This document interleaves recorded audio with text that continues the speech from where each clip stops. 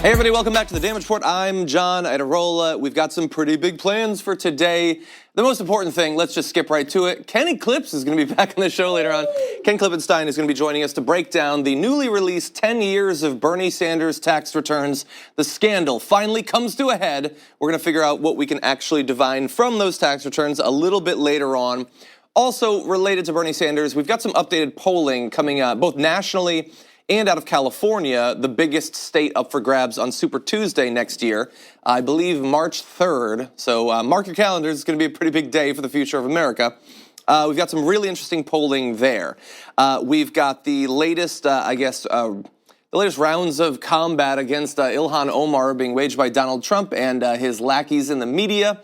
I also have plucked a few examples just sort of randomly of the hate that comes Ilhan Omar's way on social media. Casual assertions that she should die, racist statements, things like that. I want to give you some context to the general conversation we've been having. So I'll be showing you some of that a little bit later on. We also have someone who's running for Queens District Attorney. Tiffany Caban is going to be joining us and breaking down all the reforms that she wants to institute in Queens, one of the areas in New York that has been lagging in that respect. And this could be the newest front in the war to get some progressive reform in DA offices across the country, something we've been seeing some success in recent years. But before that, we're going to talk about Elizabeth Warren. Elizabeth Warren is getting nowhere near the coverage and support that I think that she honestly deserves in this Democratic primary, considering her position as a senator, her record on a number of different economic issues, her willingness to, since before she was in elected office, take on Wall Street. She has pretty much been languishing at the same level of support throughout the months of this primary. And it is bizarre to me because she has put out, I would say, the most detailed progressive policy proposals across the widest range of issues out of anybody running, even people that I support more than I support Elizabeth Warren. And I want to give you an example of that. This came out, I believe, yesterday morning.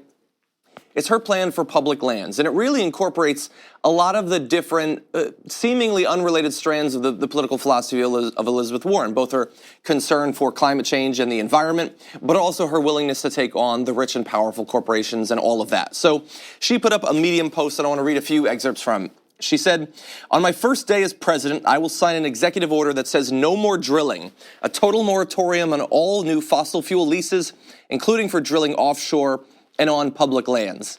That would be huge. Not only does it go farther than Barack Obama was willing to go, although he did ban drilling on in a large percentage of the offshore potential sites around the U.S. She would also do it for all fossil fuels, so we're talking coal, natural gas, oil as well, on public lands. Now, we have gone, obviously, in the exact wrong direction on these very issues over the past couple of years, and she is willing to sort of take back some of the ground that was lost. She goes on to say, "I'd also reinstate the methane pollution rule to limit existing oil and gas projects from releasing harmful gases that poison our air, and reinstate the clean water rule to protect our lakes, rivers, and streams and the drinking water they provide." The methane pollution rule is one of the worst environmental regulation changes that happened so far under Donald Trump. Methane, as we've said many times, is many, many times worse per bit than carbon for its effect in warming Earth. Something like 89 times worse, depending on who you talk to. And so she would reinstate that methane pollution rule that was originally set up under President Barack Obama, as well as some of the other, the Clean Water, Clean Air Acts that Donald Trump also got rid of. But she goes further than that. And I want to get into the area where she explicitly is going to help us in our fight against climate change. She says, "I will set a goal of providing 10% of our overall electricity generation from renewable sources offshore or on public lands. That's nearly 10 times what we are currently generating." And in her Medium post, she goes through sort of the last decade and a half or so of renewable energy generation on public lands. And it was not that long ago that there was effectively nothing. And now we see that we not only have more opportunity, but we have more financial incentive to do this, where the cost of generating both solar and wind energy is continually dropping. We have huge areas in the U.S. that are currently either not being used or being used for mining, drilling, things like that could much more profitably be used in generating renewable energy, and she would help to increase that. Now, don't get that mixed up with overall what percentage of our electricity should be generated by renewable energy. She's not saying that. She's saying what is on public lands. And I think that this is a much better use of those lands than what we've seen under Donald Trump. And remember, Donald Trump not only wants to exploit those lands, but he also removed protections from huge areas that were protected specifically from this sort of resource development, and she would also reverse that. She says, as president, I will use my authorities under the Antiquities Act to restore protections to both Bears Ears and Grand Staircase Escalante monuments and any other national monuments targeted by this administration. So there's a little bit more, and we're going to get to it. She's got some quotes where she talks about the environment that I think are really important, but this shouldn't be necessary, of course. I love what she's saying. I love every bit of this, and you should totally go and look at her plan for public lands, which is available online on Medium. But most of this is just reversing the damage that was done by Donald Trump in this area. Or I should say, reversing the changes. You can't actually reverse the damage. The areas that have been destroyed and developed during his administration will remain that way. Native lands that have been desecrated can't be undesecrated no matter what Elizabeth Warren does. But she can change some of the rules back. And I worry that a lot of the effort of whatever future president we get, hopefully a progressive, will be put, hopefully, into moving us in the direction we need to go, but a lot of that is going to be backtracking from the last few years, having to spend political capital and time and news cycles simply reversing the huge amount of damage that Donald Trump was able to do during his first term. And again, that's a reminder that we cannot afford to hand over the presidency to someone like Donald Trump in the future, so just bear that in mind. But I also want to give Elizabeth Warren a little bit of time for how she is selling this plan. She says, the Trump administration is busy selling off our public lands to the oil, gas, and coal industries for pennies on the dollar, threatening the health and safety of our local communities and pouring an accelerant on our climate crisis. We must not allow corporations to pillage our public lands and leave taxpayers to clean up the mess. All of us, local communities and tribes, hunters and anglers, ranchers and weekend backpackers, must work together to manage and protect our shared heritage. And so there's a lot more to this plan, several important components that we just don't have time to discuss. So again, you should go and read it. But this is just such a great example of the way she approaches these sorts of issues. She does an amazing job of grounding the solution in her progressive values, but incorporating, obviously, philosophical and policy contributions from a wide array of different groups, like she cites right there. And that is why it is a very all-encompassing plan. It's not just, hey, let's have less methane leaks from our natural gas plants. It goes much broader, much wider than that. And that overall, I would say, that's her candidacy. And that's why it's so frustrating that she's not getting more coverage. Like she did this public lands plan. We're covering it here. We're probably going to talk about it on the main show. And that's going to be about it. Morning Joe isn't going to have her on to talk about methane.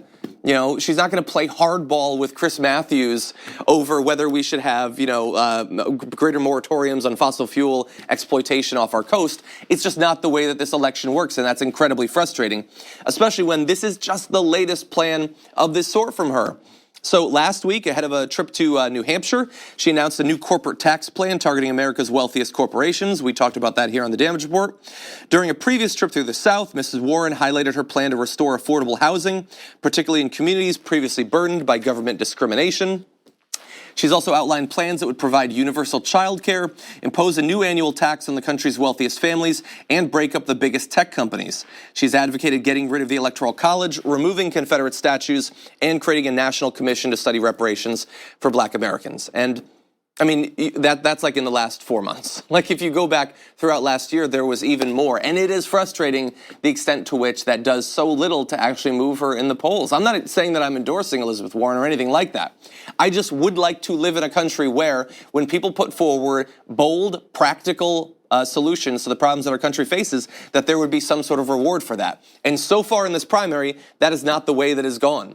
Beto O'Rourke had like 8 days where he blew up, and that mainly came from his ability to scale diner counters like a mountain goat, and then he fell off. And then Buttigieg, who, look, he's an exciting guy. He is charismatic, he's charming, I got nothing against him. He's blown up too. And on what? I mean, he has his personal story, his personal characteristics, all the personal stuff about a candidate. And what are his plans? Like, yes, he's in favor of some things. That's great. Now let's see some details. Let's see how you would actually lead on those issues. I want people to rise and fall based on what they would actually do, not just how they wow people for one news cycle. So the primary is still just getting started. Maybe we'll move into that area. I'm worried that we will not. Okay, we're going to take a short break here. We come back, big DA race coming up not too long in the future in Queens. We're going to be talking with one of the candidates in that race after this.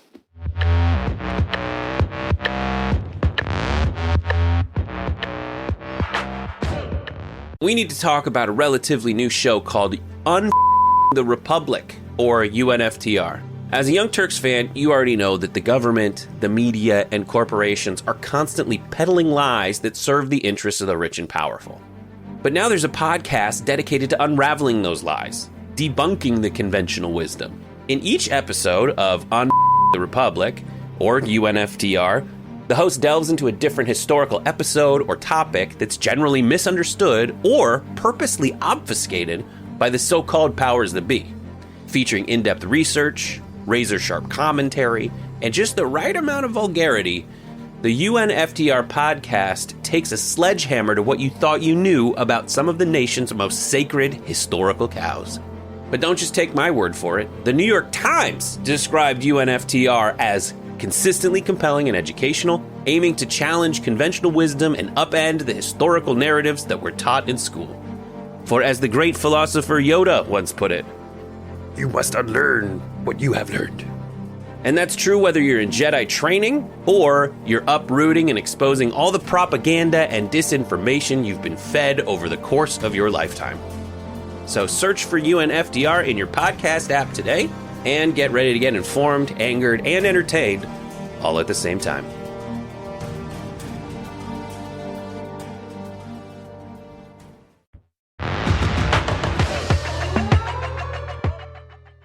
Over the past year or two, we've seen some long-awaited progressive reforms coming to different areas of the country through progressive DAs being elected, in many cases with the backing of Real Justice PAC, which we've talked about previously on the show. And that same sort of change might be coming in the near future to Queens. And we are now lucky to be joined on the show by one of the candidates for the upcoming DA race in Queens. Tiffany Caban, welcome to the Damage Report. Hi, nice. Thank you for having me. I really appreciate it. Very glad to have you on. It always bothers me how there isn't enough focus on these sorts of races, in my view. We focus on senators, congresspeople, all of that. But for a lot of regular people, their interactions with police, the DAs, is obviously so important. So before we get into some of the specifics, I would like to learn a little bit about your personal background and why you're pursuing this office. Sure, absolutely. I am a born and raised Queens resident. I grew up in South Richmond Hill, Queens. My parents grew up in NYCHA housing and the Woodside housing projects, and I've spent my entire career as a public defender. Between growing up and spending time in low-income neighborhoods that have historically been over-policed, historically been over-criminalized, it really informed the way that I go into my work as a public defender. In terms of recognizing that the folks that are most vulnerable have the least amount of access to resources, and that our criminal justice system really sells us this false promise of safety in terms of, recognizing that stability equals public safety, and we should be investing in stabilizing our communities and stabilizing families' lives. So it's up until very recently, in a lot of cases, whether it's a DA race or some other sort of race, we're lucky to have one progressive in a primary on the general election. In this case, you have multiple people who are claiming that mantle for themselves, saying that they're going to institute reforms of the sort, in some cases that we've seen in other areas, like in Philadelphia. What would you say most sets you apart from some of these other theoretical progressive candidates? I think that the word progressive DA has been overused to the point of almost losing meaning. And so what I like to talk about are decarceral DAs. I think that what sets me apart, again, is having the public defender background, right? And understanding that this isn't about convictions and sentences, but just about asking two simple questions. How do we make sure harm doesn't happen again? How do we, keep our community safer in actuality? And that comes from public defenders' metrics of success. It's the work that we have always done. It's not the work that prosecutors have typically done. It's not the work that politicians have typically done. It's about reducing recidivism, keeping people out of jail, rooted in their communities, and applying the law fairly across racial and class lines. The other things that I'm really proud of in terms of our platform is this idea that it is participatory justice, that every single one of our policies is, was a labor of love and connection with the folks that are directly impacted. So our campaign is the only campaign that's saying, hey, full decriminalization of sex work. Why? Because the sex work community has sat down, talked to us. We know that that's how we save lives. Ours is the only campaign that is in support of harm reduction services and safe consumption sites. Why? Because those who struggle with substance use disorder or use recreational drugs know that that's a way to save lives. And we should be focusing on not numbers of convictions and sentences, but on the numbers of lives we save and the numbers of neighborhoods that we stabilize. So you mentioned a couple of particular policies you're supporting there. I'd like to jump into some others as well. In a number of these cases where you've had, I will say progressive DAs, but as you say, it is the job of the internet to squeeze every ounce of meaning out of any word. So I do agree with you on that. But many have championed ending cash bail, and that is something that you support as well. And you actually support it for all crimes. Am I right? Yes, absolutely. And, when we talk about these progressive policies and things that we agree should happen, how you implement them matters, because in fact, you could end cash bail and increase our incarcerated populations. And the reason why that I support ending all cash bail is because you can't have two systems. Either you agree that cash bail is inherently wrong because it creates a system for the poor and for the wealthy, right? Like if you have a situation where all quote unquote low-level nonviolent offenses that you're saying no cash bail, people can be released, but for violent crimes or other offenses, you're still allowing folks who are rich or wealthy to buy their constitutional right to the presumption of innocence, while other folks who can't afford bail stay incarcerated pre-trial. It just isn't right. It's not fair. I think that makes a lot of sense. It's not something that honestly I had thought too much about, but yeah, philosophically, I don't know why there would be that distinction. So you also mentioned the decriminalizing sex work, and I know that in the past few months, there's some of the big activist groups in that area in New York have been very active and vocal on the need to bring these people out of the shadows. I think a lot of people still, it seems like there's a hesitancy to champion this issue because of the stigma that remains around it. But obviously, you don't feel the need to shy away from that. Do you feel that there is that there's a significant chance in the next year or two that we could see significant progress in that area in New York? Yes, and it is so incredibly exciting. To not just have our campaign talking about decriminalizing sex work, but to see our local officials, here in Queens even talking about decriminalizing sex work. We have Senator Salazar championing it, Senator Ramos, so many other supporters. And it's really an understanding that it's what makes our community safer. The distinction that sex work is not sex trafficking, and that if we want to battle sex trafficking, we need to decriminalize sex work because driving it underground really creates unsafe conditions for folks. And recognizing that our economy doesn't work for everybody. I identify as a queer Latina, understanding that there are a large population of trans Latina women who are doing sex work because of discrimination in employment, healthcare, housing opportunities, the same with migrant workers in our Asian communities. And so this is really, again, an opportunity to increase safety in our communities, save lives, and take care of folks that have been historically marginalized and oppressed. And one last question for you. I know that this is going to be at least a semi-crowded field. There are a number of different candidates, and you already have a number of extremely influential, I would say increasingly influential groups supporting your bid, as well as a number of the former staffers and volunteers for Alexandria Ocasio-Cortez's campaign working on your campaign now. How significant is that going to be in this race? I think that the momentum that we've built and the coalition of community-based organizations and grassroots activists is really what defines our campaign. And so, it's made us a powerful force. I went into this race, as a public defender saying, I'm going to come in, I want to change the conversation. I want to hold people's feet to the fire, talk about the things that my communities and my clients and those affected by our criminal justice system deal with on an everyday basis, and to have our communities in Queens mobilizing around this vision, this mission, is incredibly, incredibly powerful. When we talk about having Vocal New York and Make the Road and DSA and Working Families, and it's just to look at the values of these groups. It is an honor to be fighting for these things alongside them. It's very, very exciting. And at this point, I really do think it's a race between myself and the county establishment pick, Melinda Katz. Mm-hmm. Okay, well, hopefully throughout this race, we can occasionally touch base and see how things are going. And Tiffany Caban, career public defender running for Queens District Attorney, thank you for joining us today. Thank you very much. Take care. We're going to take a short break here. When we come back, Donald Trump once again attacking Ilhan Omar. We'll break down what he said after this.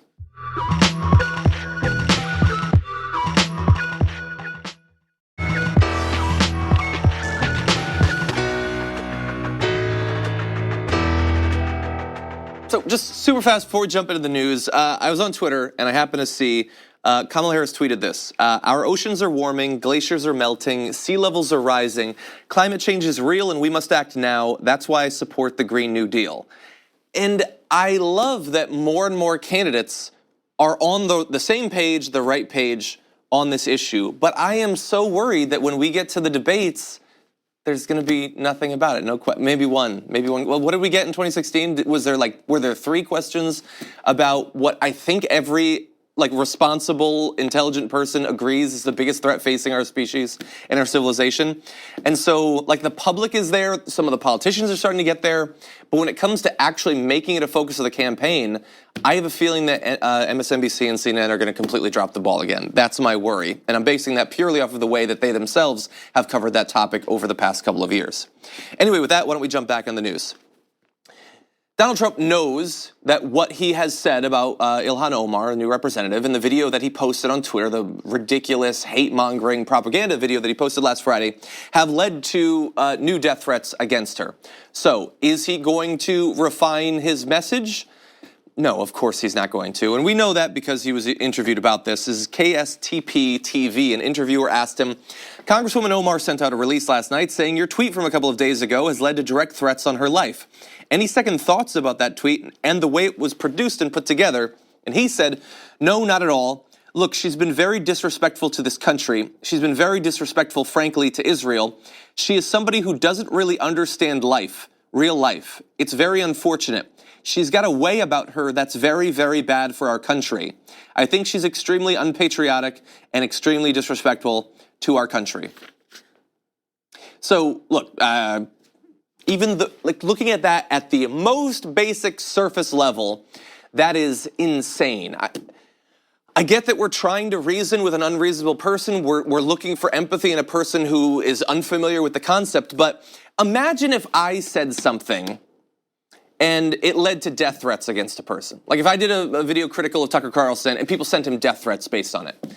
Now, would I feel like what I had individually said had caused it necessarily? I don't think that I ever speak in those terms, so I would want to know specifically what I had said. But I would certainly be affected by that. And if Tucker Carlson was legitimately scared, I would be willing to second guess the way that I was communicating about that. But instead, he doubles down. I would say that what he just said in that quote is worse than the video that he put. I mean, look at this individual quote. She's got a way about her that's very, very bad for our country.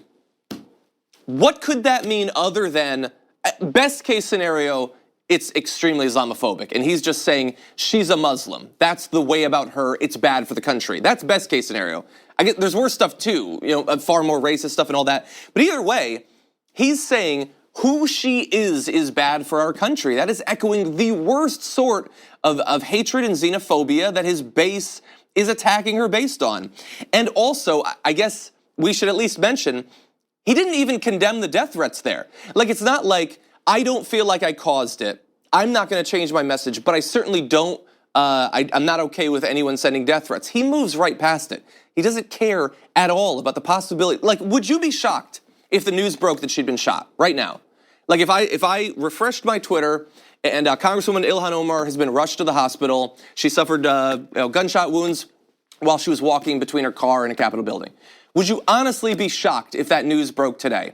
And would you be shocked if that news broke and the coverage on Fox News tonight was, well, you know, she really did disrespect the U.S. and Israel, and that really gets people fired up. Would you be shocked if they defended the political violence against Ilhan Omar if it was to come to that?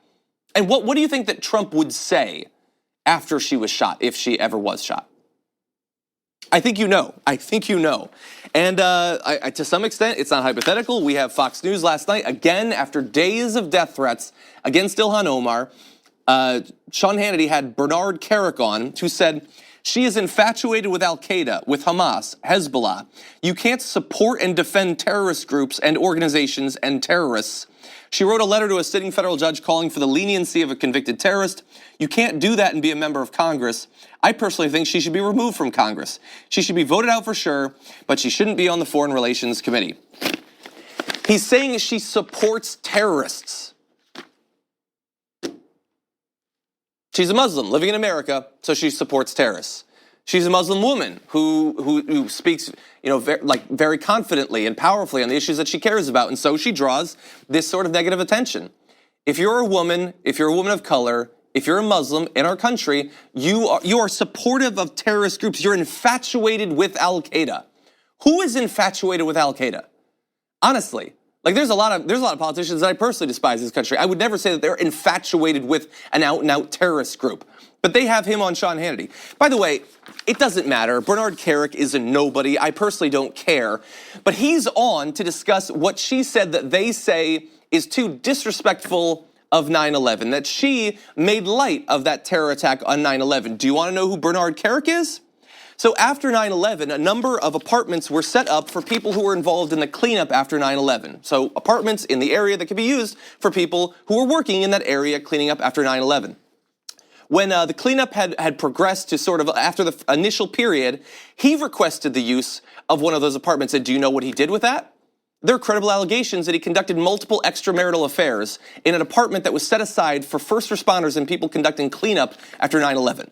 And he is brought on Fox. Oh, by the way, he also spent 3 years in jail for tax fraud and a number of other crimes like that. And he's being brought on Fox News to attack Ilhan Omar for not speaking about 9/11 with enough veneration. Nothing means anything anymore. There are no consequences for anything. Donald Trump won't dip in the polls 0.1% for once again calling for the assassination of a sitting member of Congress. Bernard Kerik went to jail for fraud, and yet he continues to get to be a fraud on Fox News. It probably makes a lot more money than either you and me. The world is insane. Very briefly, the statements of hate against Ilhan Omar, the fact that she gets these death threats, sometimes these are sort of abstract concepts. We know that before Donald Trump's video, she received a phone call where a guy said to an aide of hers that he wanted to put a bullet in her effing skull. But I want to just quickly give you an example of some randomly plucked hate statements that she has to deal with on a daily basis. These were very easy to find on Twitter. So the first, so we need a wall that goes deep enough to put spikes underground. Ilhan, Rashida Tlaib, Kamala Harris, AOC, do you like what this terrorist is saying? That would be somebody doing something, and you may be one to die as anthrax doesn't choose a target. Want to get giddy? So there, it's Ilhan, but it's also, I think he's just picking women of color. I think any politician who happens to be a woman of color is targeted for that. The next one's pretty simple. Some people would hang you. Person logged on to Twitter to send that to Ilhan. Not good enough for a bullet. I guess that's not a statement of violence because he doesn't even value her life enough to not shoot her, I suppose. And then this one, I can't decide if this is violent or racist or both. AOC goes to jail. Ilhan Omar goes back to her motherland and hangs from the trees again like she did before. A third world country, LMAO, bye-bye.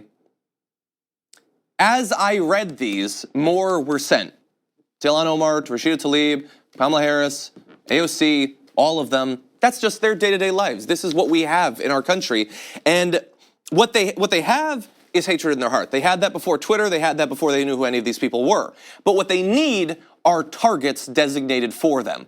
And that is where the president comes in, and that is where Fox News comes in. They have this bundled up just set of hatreds and prejudices, and they need someone to unleash it on. And Donald Trump will always provide that for them. Maybe one week it'll be Maxine Waters. Maybe it'll be Senator Blumenthal the next week. But generally, it's going to be women of color. And they will take that list of targets very seriously. Many of them will just send messages like this. Some of those people are pretty serious about them. And a smaller number would really like to hang these people, would really like to put a bullet in them. And a lot of them have bullets, unfortunately, because this is the US. And so inevitably, there will be more attempts, as there have already been in our recent history. And then I'm sure Fox News will run cover for Donald Trump, but some media outlets, including TYT, can see through it. Okay, we're going to take a short break. We come back, Ken Klippenstein is going to join us. Bernie Sanders' tax returns are now out. We're going to be breaking those down after this.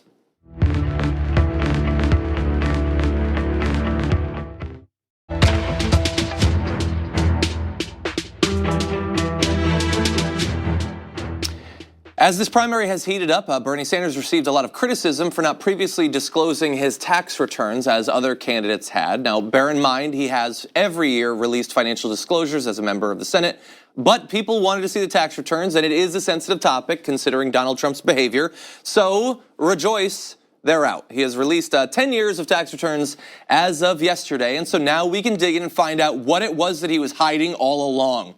And joining me now to flay Bernie Sanders on his tax returns is Ken Klippenstein of TYT Investigates. Ken, welcome to the show. Hey, thanks for having me.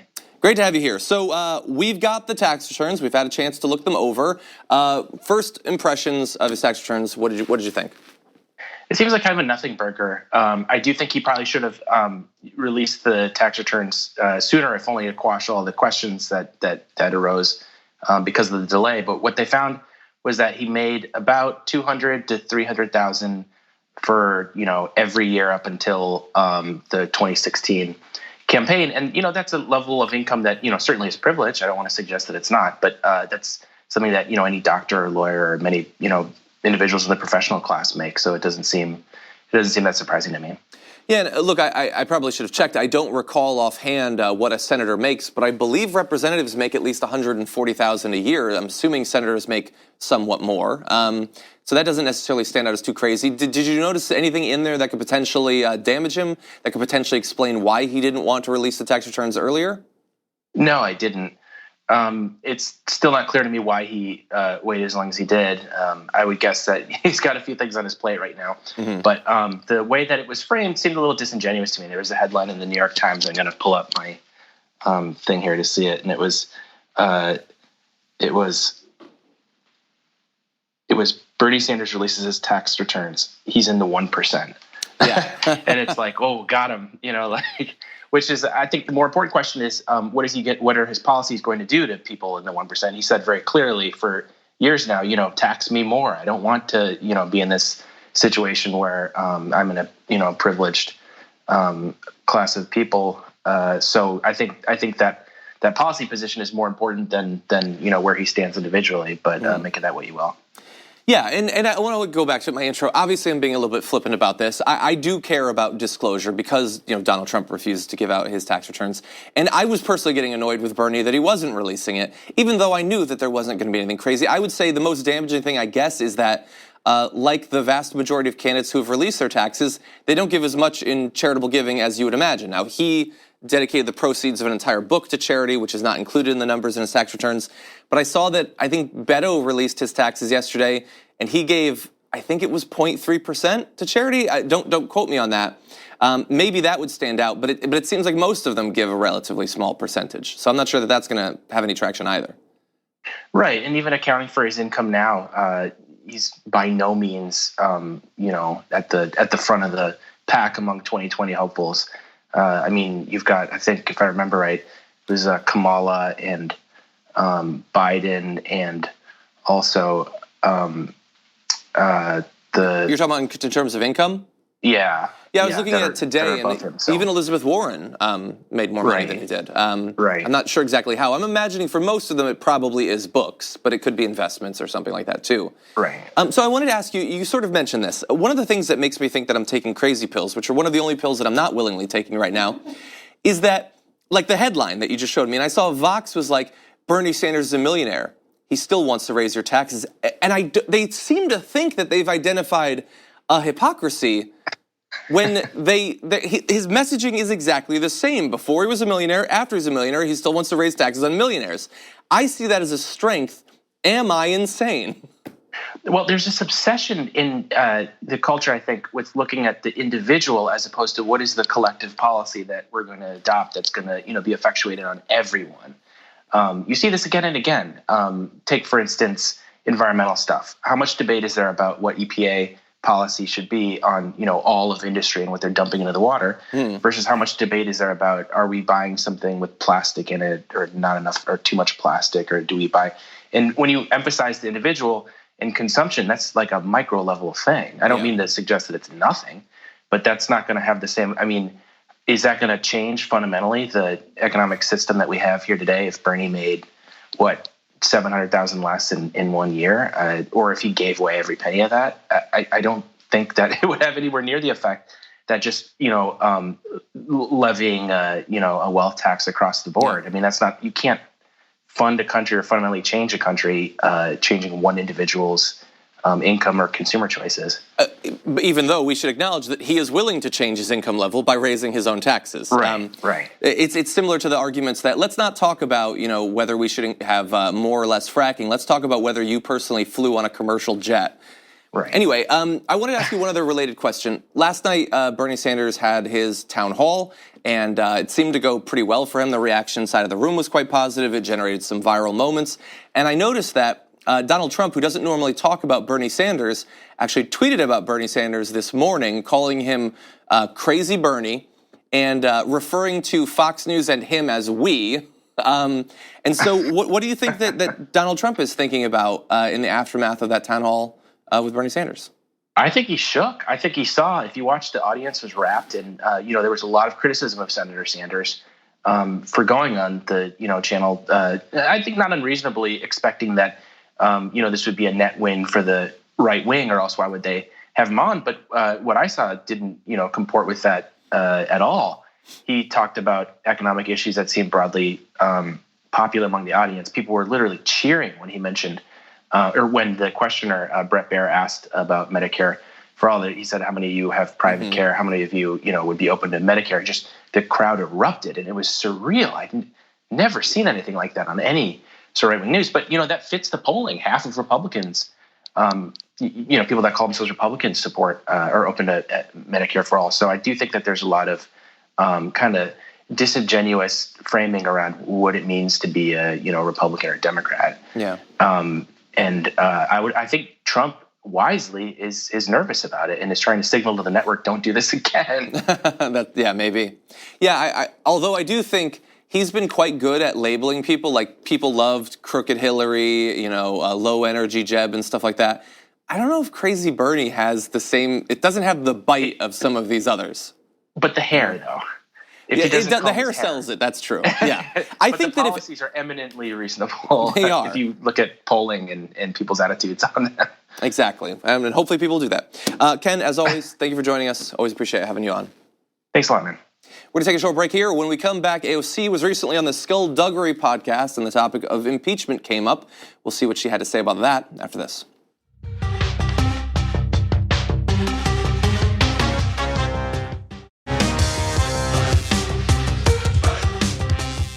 Donald Trump is feeling very safe in his position thanks to the conclusions of the Mueller report. But should he, though?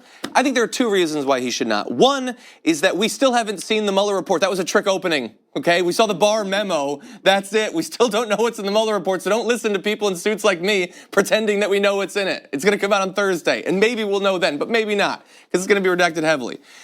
But more significantly, there's still a lot of politicians that are willing to hold his feet to the fire and do take seriously the various crimes that he has committed.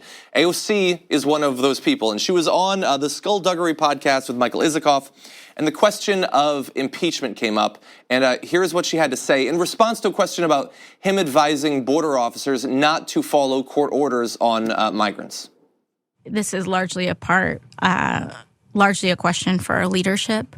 I think this is a very grave problem, but there are so many aspects to this presidency that have posed a grave problem. Is it impeachable in your view? I think you could reach in a bag and pull so many things out that are impeachable of this president. I support impeaching this president.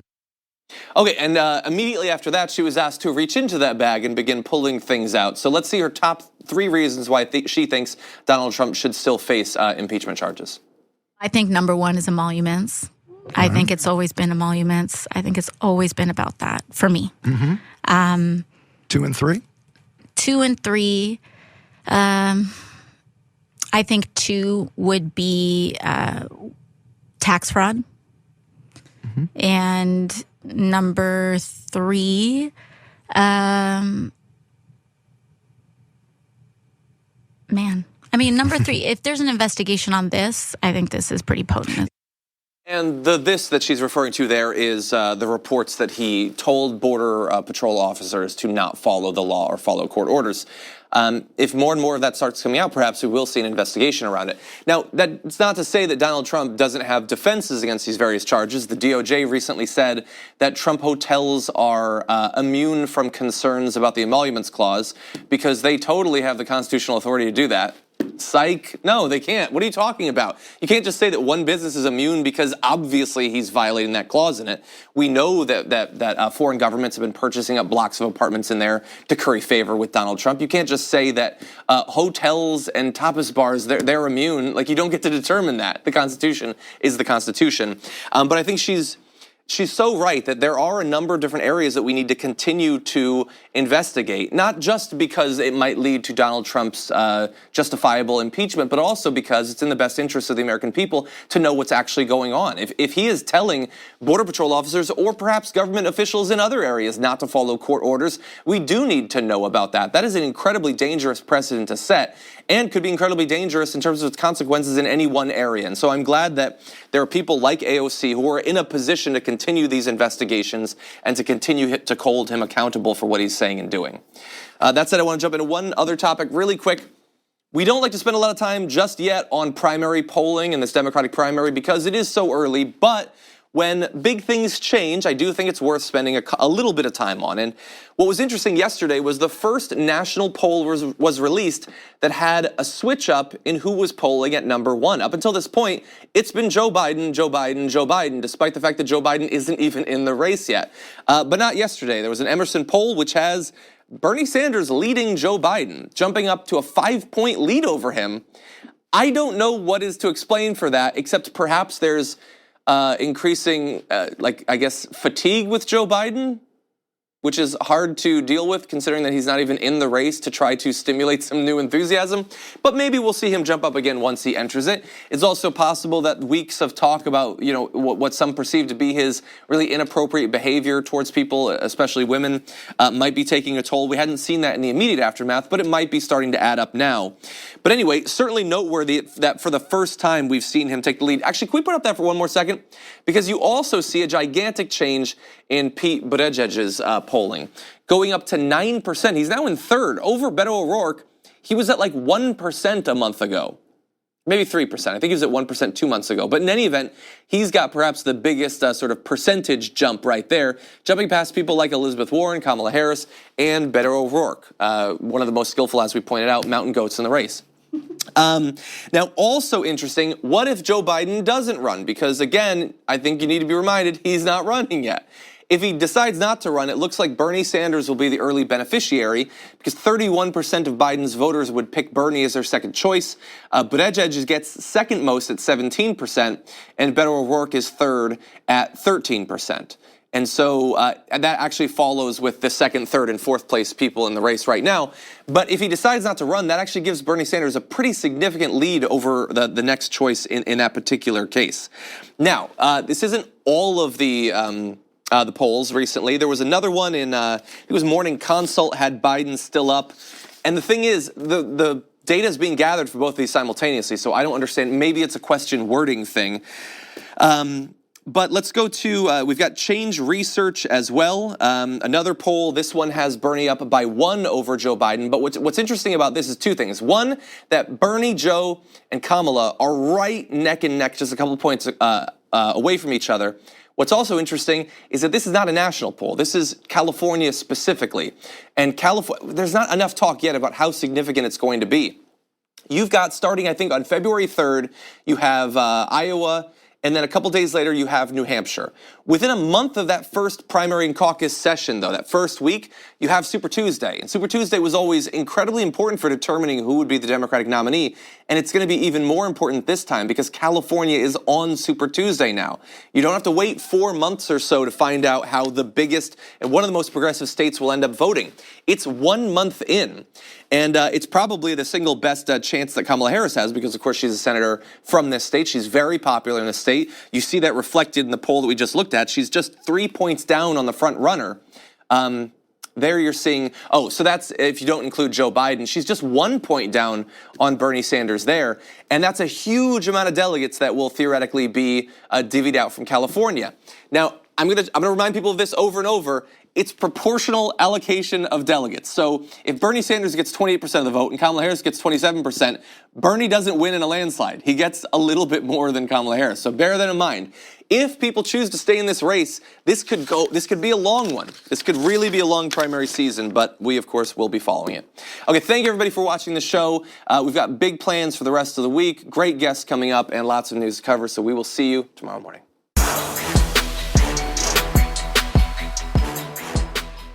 Thanks for listening to the full episode of The Damage Report. Support our work, listen ad-free, access members-only bonus content, and more by subscribing to Apple Podcasts at apple.co/TYT. I'm your host, John Adarola. I'll see you soon.